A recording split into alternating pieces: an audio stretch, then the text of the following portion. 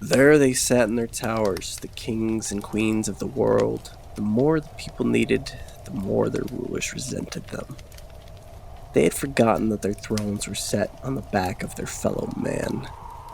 They made their plans, they had their contempt, they cried out, "Stop complaining, keep producing. I have given you bread and circuses and such nice things. Be grateful for your plight." The people, wrapped in chains made of their own hate, their own ignorance, and their own wrath. The chains made of darkness warped their minds, allowing them to only target those in front of their eyes. They were chained in the open, and since they wandered, they said, "Oh, how free am I!" They looked at their two options for poison and celebrated their freedom to choose. The kings of the world banned the light, for how could anyone see what is done in the dark with no light? But what no one saw in a small corner of the world was one who believed that people could be better, that they indeed could be people of the light. Though, over time, this young boy's mind, the light, was slowly chained as well. He was brought to the point where all the others had been. The whole time, he could subtly feel the chains. He asked those around him if they really needed to be bound. He was met with doubt and doubt again. "We have never been free of these chains." Or, "It would be nice to be free of these chains, but it'll never happen." So, the boy grew into the man in chains.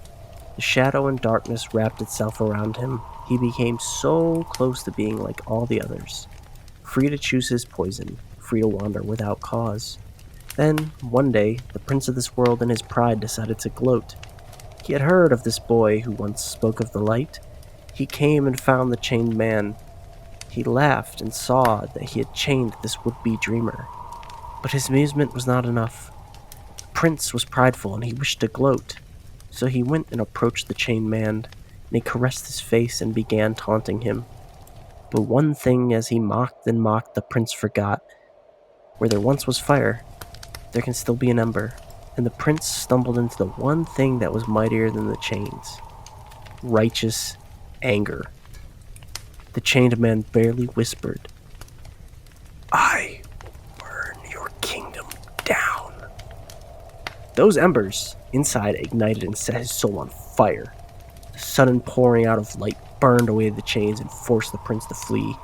Now that the light was back, those around the no longer chained man could finally see.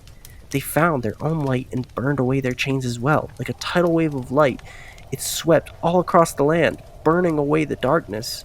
The kings and queens in their towers noticed the light and sought to hide their still remaining subjects, but the tidal waves was enough to climb even to the height of their tower. In their throne room of lies stood the man who was no longer chained. His brilliant light burned away their fine clothes and blinded their eyes. Everyone could see the kings and queens for what they truly were, nothing more than any other.